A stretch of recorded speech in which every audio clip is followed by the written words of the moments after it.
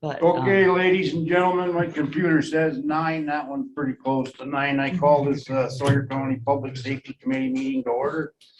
Roll call, please. Ron Buckles, Present. Dale Schluter, Yep. Ed Peters, Here. Chuck Van Etten, Jason Weaver. Okay. Certification of compliance with the open meetings law. The meeting has been noticed to the public and news media as required by section 1924 of the Wisconsin statute. Meeting agenda has been presented. No changes. Is the committee okay with the agenda? All right. Public comment.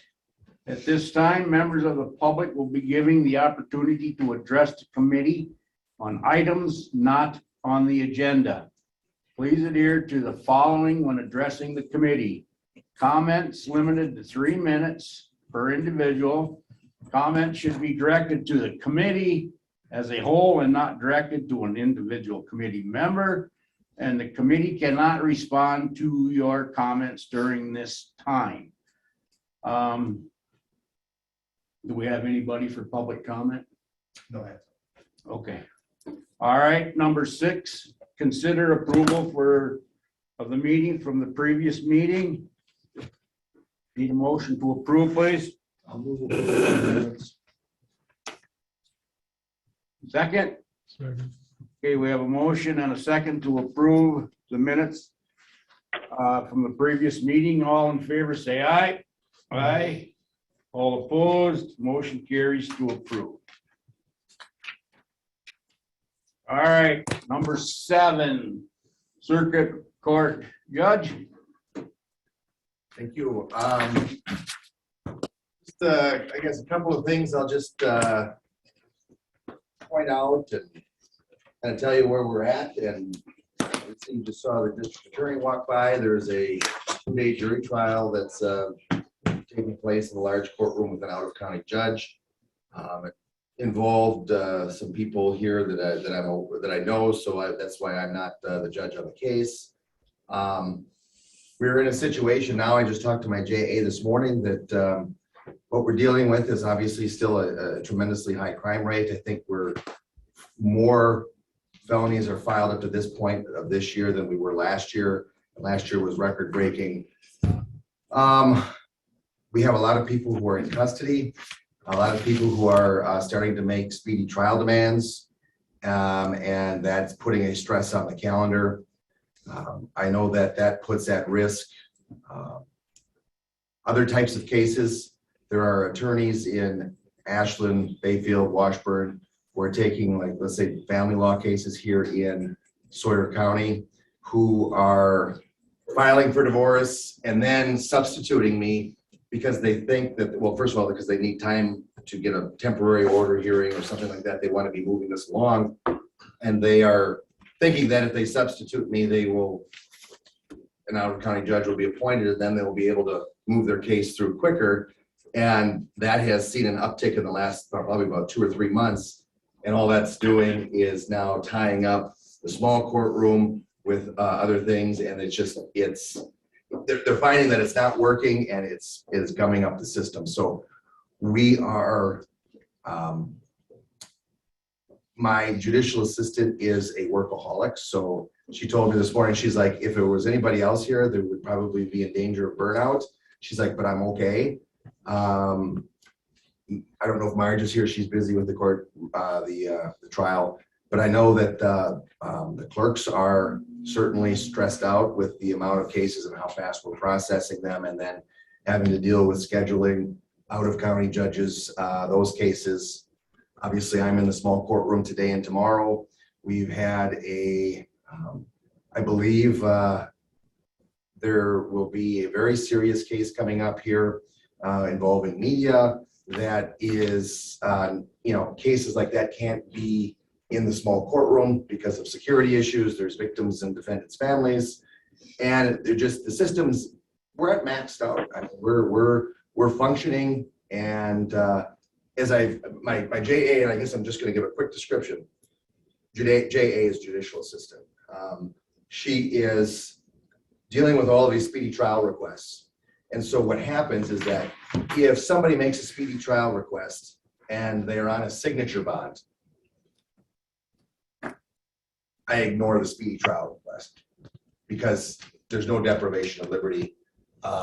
As long as they're following the conditions of the bond, they're already out. It's not one of those big issues. But what I'm concerned about is we are getting more and more speedy trial demands on, let's say, people who are charged with Class B, Class C, Class D felonies that are facing long prison terms. They are in custody. And if we, they're charged with dealing drugs, they're charged with sexual assault of children. And if we don't meet those speedy trial demands, then what the result is that they are to be released without bond. So obviously, if you have a less serious case that is a speedy trial demand, I'll just vacate bond and we'll push those aside because we need to keep room for those trials such as the Class B, Class C felonies, the ones that are extremely detrimental to public safety and to the public. So that's growing, that's increasing, it's not getting any better. And I guess there was a while back about 2 or 3 years ago, and I think it was, I can't remember the gentleman's name who was on the county board. He used to sit kind of where you sit in the county board. Bassett. Yes, Jim Bassett. I remember he was asking me about the second judge in the second courtroom, and he's like, Judge Jacko, if we do this, he goes, what can we do now to help you? He's like, I understand this is what you're asking for. He's like, but what can we do now? And I said, it was a situation of, let's say you are swimming in a lake and you are struggling and you're starting to go down, but you see somebody on the shoreline getting into a boat coming out to rescue you. You're going to hang on. Compare that to being out in the middle of the Atlantic or the Pacific Ocean and not seeing anybody around you, and there's nobody coming for your rescue. We're in that first situation. We can hang on. We're doing it. We're processing it, and I think we're doing it well and efficiently, and we're doing it at limited problems to potentially public safety. Nothing's perfect. So I guess I'm just pointing this out that next year and the relief that's going to be coming certainly is needed, and it is very much looking forward to that because the system is really maxed out right now. So, but we're doing it. We're doing the work. The clerk's office is doing a fantastic job. My JA and court reporter are doing a fantastic job. In fact, my court reporter is doing the jury trial today, and I will be having a jury trial by Zoom. I'll be having a court reporter by Zoom in the small courtroom from the 10th district. So we're utilizing the resources as best we can. We're doing the scheduling with out-of-county judges, and they're doing their cases. But boy, if you wanted an hour hearing on a civil matter or a divorce hearing right now, you'd be hard pressed to find any time going forward. So I guess that's about it. Well, Judge, I thank you and your staff for doing and putting up with what you're going through, and hopefully help is on the way. Well, you bet. So, and just keep up the good work. Thank you, and I appreciate the jail. The jail is we have a great relationship with the jail, and if they need something, we try to accommodate. If I need something, they accommodate, and so that process is working very well, and there doesn't seem to be too many problems. Okay. Good. Any questions for Judge Yackel? Dale? Okay. Ed? All right. Thank you, Your Honor. Yep, I have a 9 o'clock, so I gotta go. Okay. Thank you All very right. much. Thank you for attending. Okay. Courthouse remodel update. Mr. Hoff. Thank you. Yes, there's a ad hoc construction meeting after this meeting today to go over where we're at in the bidding process. The bids for the construction are still going on until March 17th. So there's not too much we can talk about until that bid period closes. And we're also going to be talking about that in each of the committees next week and county board the following week. And so stay tuned for those as well. But things are rolling along, and just depends on where we're at after we get those bids in. Good. Thank you. Any questions, Barb? All right. If not, Number 8, Clerk of Court report. Everybody, Marge, give us a report. Anybody have any questions with it? Okay. Hands up. Okay, number 9, District Attorney's Office. Anyone here? Okay. Number 10. Joe, do you want to do that now or? Yeah, sure. Okay, On behalf of the sheriff and the sheriff's office, we'd like to ask the committee to consider a brief moment of silence in memory of former Sheriff Jim Meyer. Jim served the sheriff department for 34 years, along with 19 years in the National Guard. He started as a jail dispatcher, went to a patrol deputy, narcotics investigator, and then on to sheriff for the last 8 years of his career. So we're asking you to keep his family in your thoughts and prayers. okay. Let's do a moment of silence, please.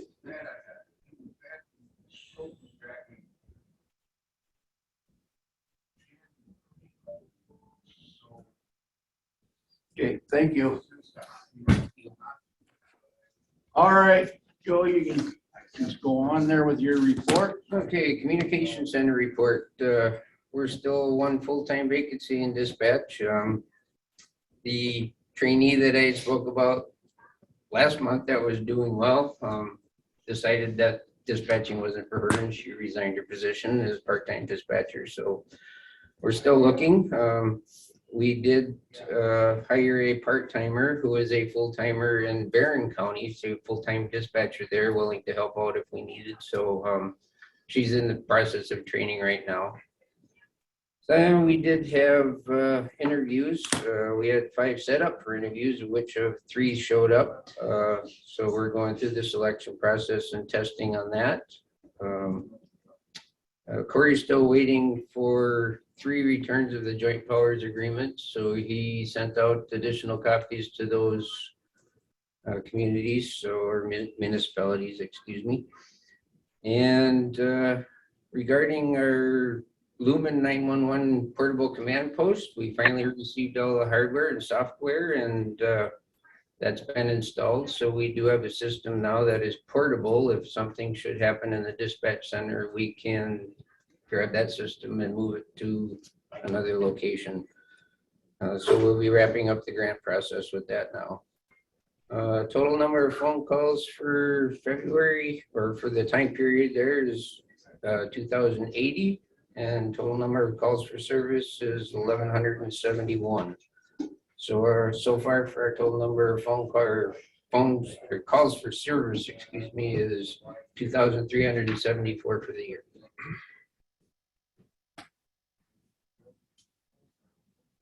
Okay, is that all, Chief? Yep. Okay, any questions for him? All right. Just, Hands up anywhere? I just have one. Go ahead.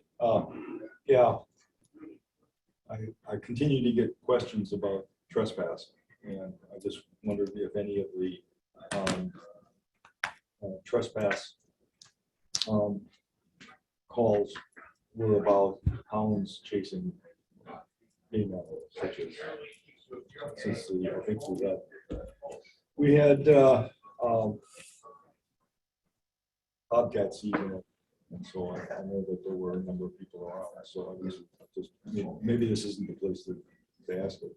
We've had several complaints. I know there were citations issued in 2 of those complaints. Okay. Okay. A couple of those, our deputies were working with Sherry, with them in total to make sure they get the proper citation. Okay. Okay, great. Thank you. Okay, is that it?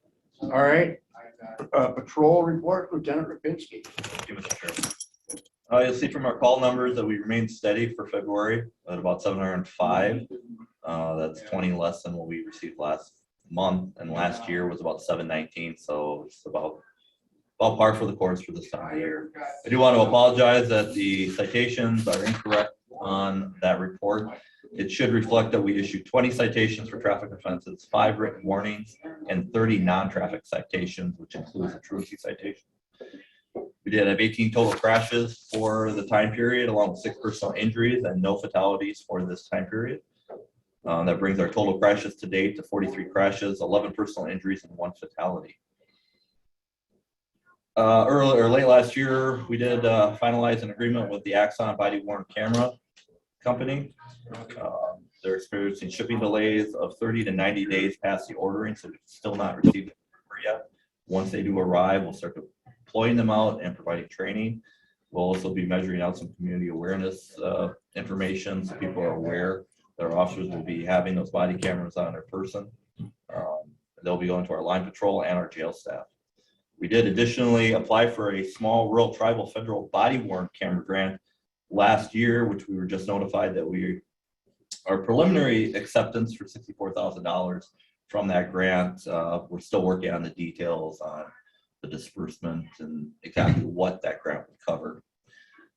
At the time of the writing was the final prep for the Berkey, but I can report that the Berkey went off without a hitch. We had a very successful traffic plan and management. There were roughly 15,000 skiers over the course of the 3-day event, and no major incidences, at least from the sheriff's department's end.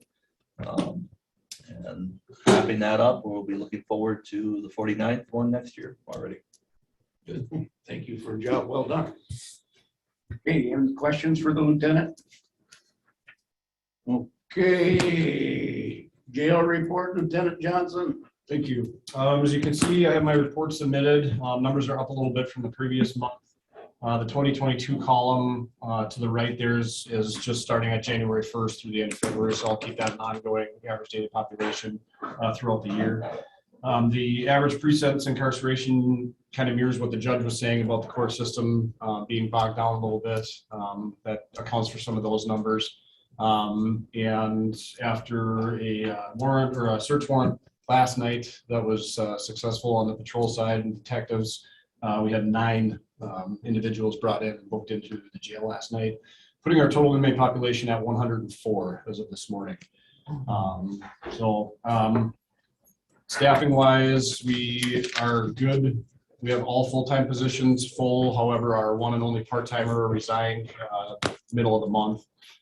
So obviously we're looking, and we did receive word that one of our full-timers is going to be resigning at the end of March.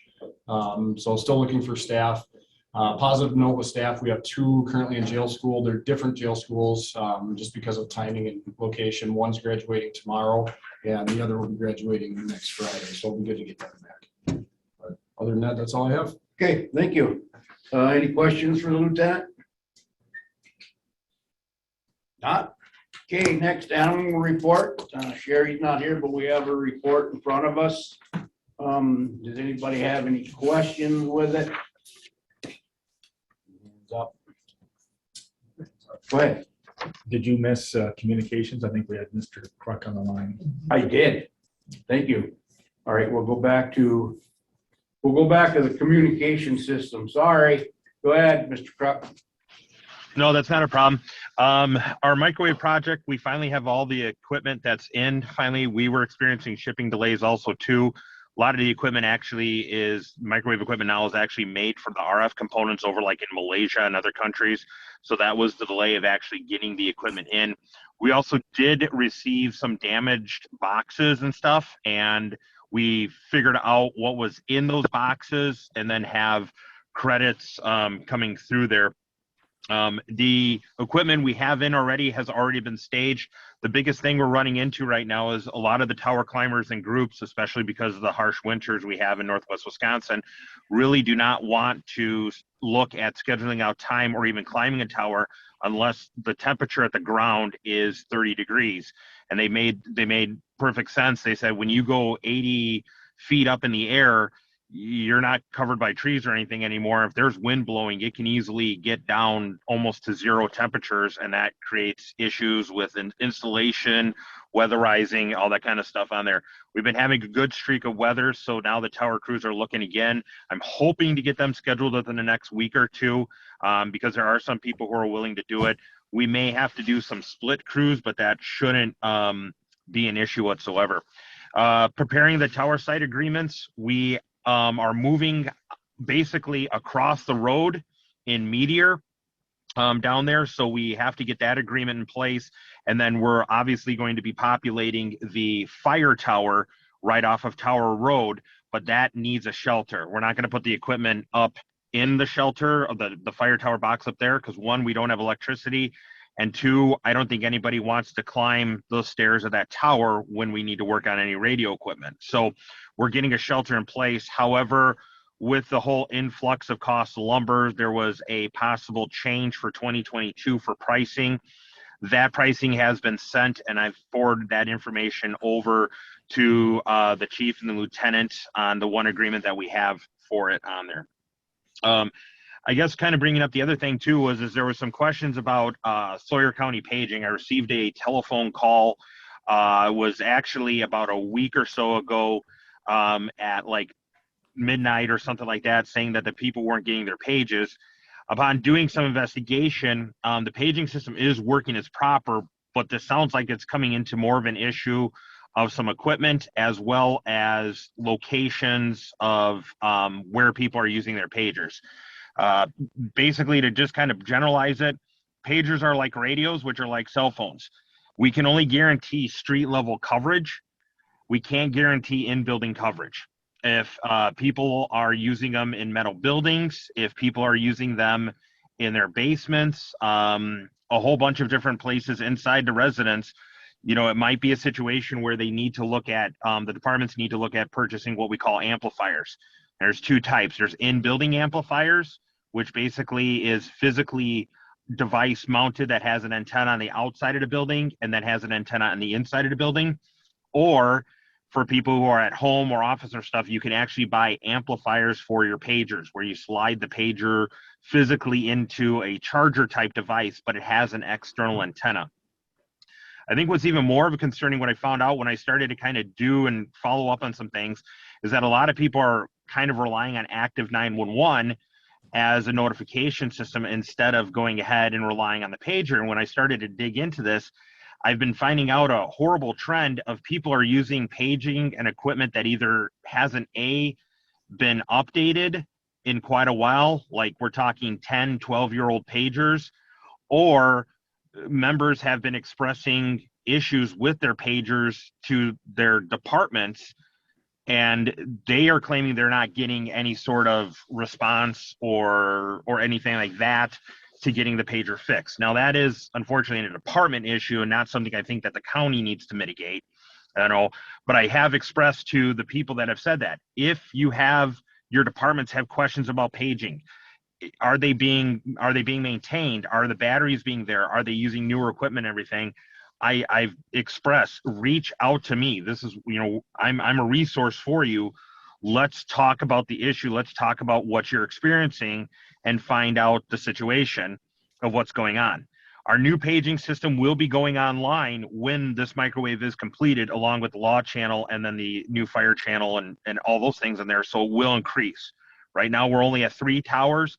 When the new system is online, we'll be going to 1, 2, 3, 4, 5 towers with the possible 6th one going in winter, depending on how long the water tower is going to take there for their work and agreements on there.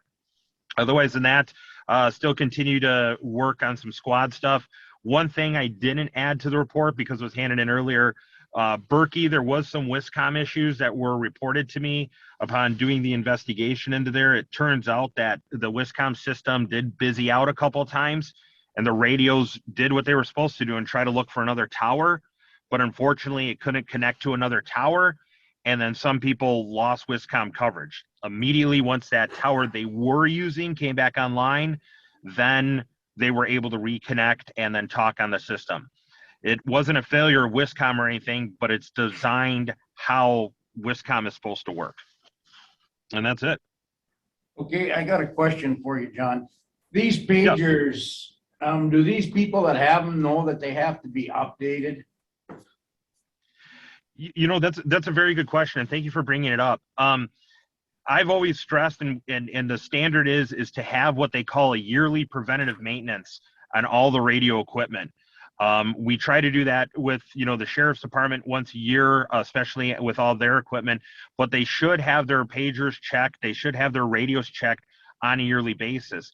Problem is, lots of departments forego this because it does cost money. You know, if they're using a radio service company, sometimes they'll come in and it will cost $1,000, maybe even a little more, maybe even a little less, to go through all the radios on the department, check all the antennas, check the pagers for receiver sensitivity, meaning how well they can hear. So lots of times this is just blown over. They think, hey, it worked yesterday, so it's going to continue working for years. Yeah, okay, thank you. Anybody have any questions? Okay, if not, thank you. Now we'll go back to the animal report. Thank you for that, Mr. Hawes. Any questions with Sherry's report? Okay. Chair? Yes. We did receive a letter from Sherry that she plans on retiring at the end of the month. So I just want to thank Sherry for her service to the county over these years. She's been real proactive in her position, and we appreciate her efforts. Yes.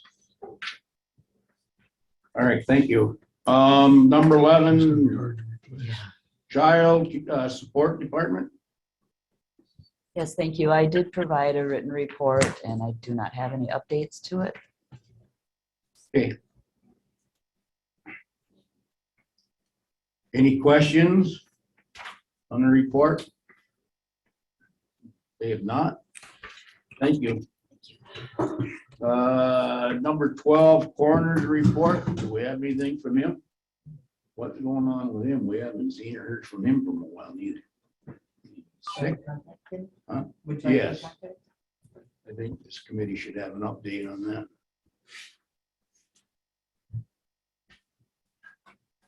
Okay, number 13, emergency management / ambulance report. Yep, so besides submitted report, I'm just gonna tail off of the sheriff's department. Berkey was pretty uneventful this year, thankfully, for the healthcare system. Saturday, I believe they only had 3 transports into the hospital off the trail. So everything went well, and again, what is it, 360 some days of planning for the next 2019. Or not 2019, 49th birthday. Attend some the winter school, and of course Hayward, they had some safety meetings. One of the things that we did bring up is that they don't have any stop and bleed kits. Those have been provided. And we're gonna get Marshfield to do some training for all the teachers in both Hayward and at least Winter as of right now. Since those are the meetings I've been to. We're also planning a possible tabletop exercise with the Hayward School District. And we'll hopefully have the Wisconsin EM up here to help us evaluate. So I think we're thinking August on that. I'll be in the Wisconsin Dells next week for the governor's conference, in case if anybody's looking for me. And then come to ambulance billing. We're slowly getting everything moved over to LifeQuest. Go live dates the 15th of March. So we're trying to get all of our charting software and everything bridge to their billing software. And other than that, I'll wait till the next item. Okay. Any questions for Nate? Okay, number B, County Ambulance Service. Discussion and possible action. So what you have in front of you is the rates that LifeQuest is proposing that the county charge. And they have some comparables on that grid along with what we currently charge on the third to last column. And what the recommendations are is in green. You will notice that there is a resident versus non-resident fee that some places have been charging.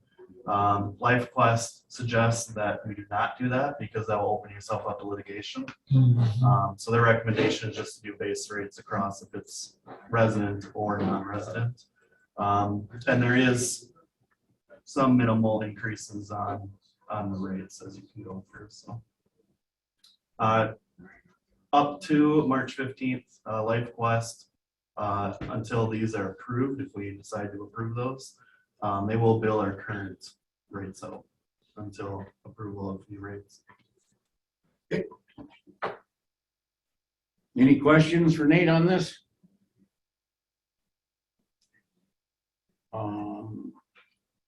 Okay, we need a motion to approve this and send it on to the county board, right, Mr. Rock? Yeah, if you agree with the recommended rate, you could make a motion to forward that on. We would probably bring that to finance as well, and then the county board for final approval. Nate, do you want to touch on just what that means? I mean, these are the rates that we bill, but on the collection side, Yep, you know, so we these wouldn't are, see that. this is what, on that Sawyer County Amounts Department column, that is what we currently bill everybody. And then, of course, insurance with contractual agreements and everything else might get worked out, but that is what we bill for our charges. And then with approval, of course, LifeQuest would like to up that to the recommended rates for the county. Slater, any questions on this? Is this going to be a significant impact on our budget? Positive? Hopefully positively. Yep. And like I said, they, until the full county approves it or county board approves it, then they'll start issuing these rates. I'll make a motion to pass it on to the county board with our recommendation to approve. Okay. I'll second that. Okay, we have a motion and a second to approve the Sawyer County ambulance rate survey. Any more discussion? If not, all in favor, say aye. Aye. All opposed, motion carries to send it on to finance and the county board. Okay, criminal justice coordinating council update. Let's kick off. Yes, we had a meeting last month and another good meeting. I think we are making some good progress. We are looking at the opioid settlement and the rules that pertain to using the money that we will get from that opioid settlement and how it may be used for implementing diversion programs or other programs related to the opioid epidemic and the treatment of that. So work will start in on that now that we've got the settlement and the settlement rules, and that in conjunction with the TAG grant that we received. You know, those two things together will help fund some of those activities that are required, you know, for the Second Circuit Court. We need that diversion program, and those things will help fund that and get that up and running. Okay, go ahead, Mr. But after those run out, then that cost us. Yeah, so the TAD grant that we received is a planning grant, and so that allows us to kind of formulate plans to apply for more permanent TAD grant funding. So that funding should continue if we get, you know, into that program. The opioid dollars, yeah, there will be an end on that, you know, but it is a multi-year payment that we'll get. We don't know the exact amounts for each of those years, but those dollars run from, you know, I think 9 to 20 years out. So we'll see if that's significant and how that may be affected and used. I just want us to be cautious with starting a expensive program and then, okay, how do we fit this into the budget? Right. Good point. Okay. Any more questions from Mr. Law? Okay, future agenda, go ahead. I should amend that. If we could find an expensive program that truly works, I'll put every dime we can into it. All right. No more questions? Future agenda items? Anything anybody wants to put on the agenda for till then? Okay, number 16. Correspondence reports from conferences and other meetings and other matters for discussion only. None. We are adjourned. Thank you, everybody.